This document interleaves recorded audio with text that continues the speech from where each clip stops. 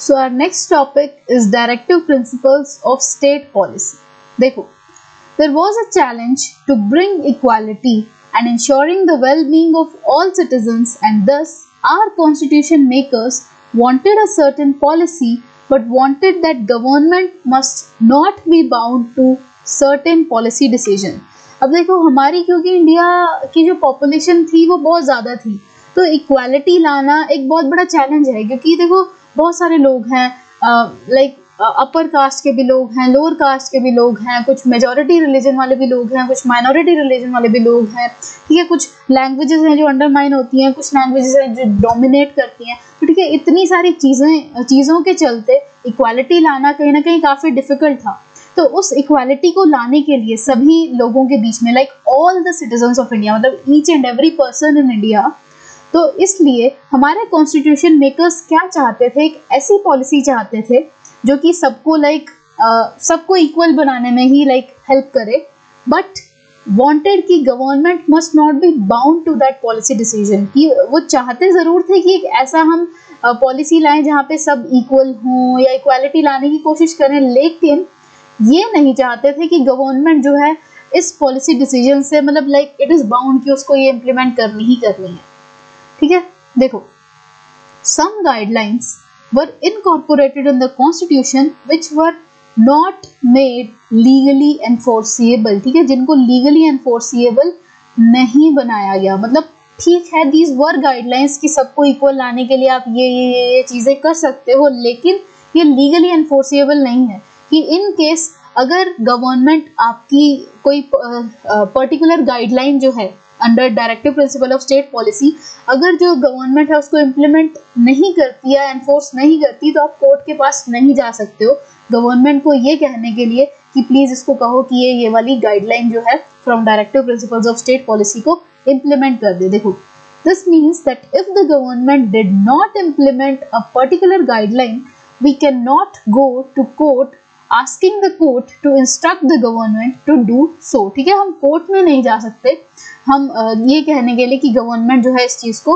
Implement कर दे। तो thus these guidelines are non-justifiable, that is the part of constitution which cannot be enforced by judiciary, ठीक है। तो इस पार्ट को जुडिशरी हमारी एनफोर्स कर ही नहीं सकती। तो डायरेक्टिव प्रिंसिपल बेसिकली क्या है, कुछ गाइडलाइंस हैं, मतलब जिसे कहते हैं ना कि कुछ चीज़ें जो रास्ता दिखाती हैं, तो ठीक है, इट इज़ जस्ट कि एक सजेशन दे रही है गवर्नमेंट को कि आप इन चीज़ों पे भी पर्टिकुलर लॉज या राइट्स बना सकते हो, लेकिन you are not bound by that directive principle. देखो, अब आप कहोगे इतनी सारी बातें कह दी, बट एक्चुअल में डायरेक्टिव प्रिंसिपल में आता क्या है, तो अब देखो।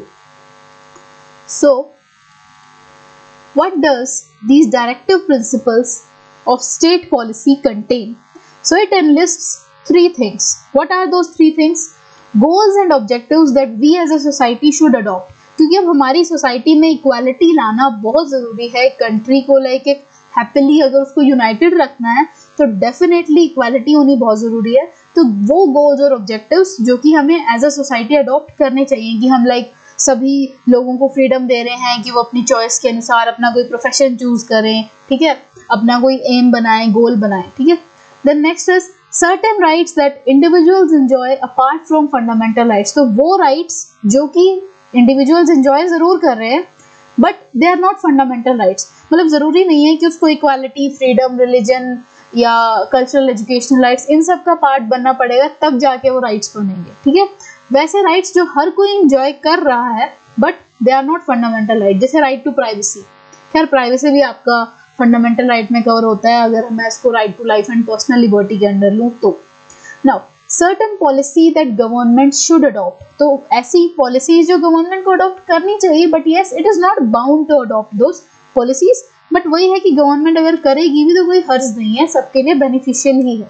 देखो, our government tried to give effect to some directive principles. अब देखो एग्जाम्पल्स क्या हैं डायरेक्टिव प्रिंसिपल्स के, हम वही देख रहे हैं।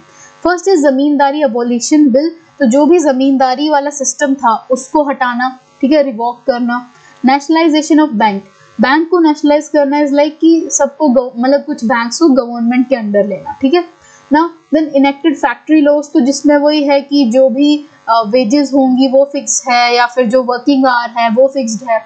Then is fixed minimum wages, तो जितना पैसा हर किसी को मिलना ही चाहिए एक पर्टिकुलर काम करने पे या इस समय तक काम करने पे। Then is cottage and small scale promotion. तो कॉटेज इंडस्ट्री क्या होती है, जो हाउस होल्ड इंडस्ट्री होती है, मतलब जो आप विद इन हाउस आप चीजें बना के बेच रहे हो, ठीक है, स्मॉल स्केल इंडस्ट्री जिसको बोलते हैं, ठीक है।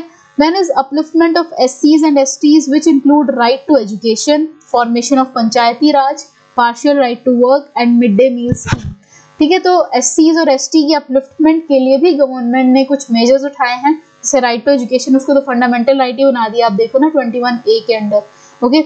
उसके अलावा then is formation of Panchayati Raj institutions की विद इन विलेज में भी लोकल गवर्नमेंट बॉडीज जो हैं वो रूल करें ताकि सबको एक बेनिफिट मिल सके। Then is partial right to work, ठीक है, कि वो कुछ काम भी कर सकें साथ साथ पढ़ाई भी कर सकें, and at the same time mid day meal scheme. आपको पता है गवर्नमेंट स्कूल में जो है बच्चों को जो I think 6th to 8th तक के बच्चे होते हैं उनको मिड डे मील प्रोवाइड किया जाता है ताकि वो लाइक इंसेंटिव है ये उनके लिए कि वो स्कूल आए, ठीक है। सो ये भी आपकी हमने एक जनरल इन्फॉर्मेशन बताई कि directive principle of state policy में क्या क्या आता है। तो directive principle of state policy at the end क्या है, वो कुछ गाइडलाइंस हैं या वो कुछ सजेशंस हैं टू गवर्नमेंट कि वो इन चीज़ों को भी इम्प्लीमेंट कर सकती है, but government is not bound to implement those guidelines, ठीक है। कि इन केस दे आर मतलब they are not implemented by government, तो लोग जो हैं कोर्ट के पास नहीं जा सकते ये कहने के लिए कोर्ट को कि आप गवर्नमेंट को कहो कि वो ये डायरेक्टिव प्रिंसिपल्स को इम्प्लीमेंट कर दे। तो this was all about directive principle of state policy. अब इसका जो एक नेक्स्ट टॉपिक है वो है कन्फ्लिक्ट विद फंडामेंटल राइट्स, ठीक है। डायरेक्टिव प्रिंसिपल का जो फंडामेंटल राइट के साथ कन्फ्लिक्ट है वो हम पढ़ेंगे, और वो एक बहुत इंपॉर्टेंट जजमेंट जो उसकी आई है वो आपकी लाइफ टाइम काम आएगी, तो आपको वो भी बहुत अच्छे से समझना है।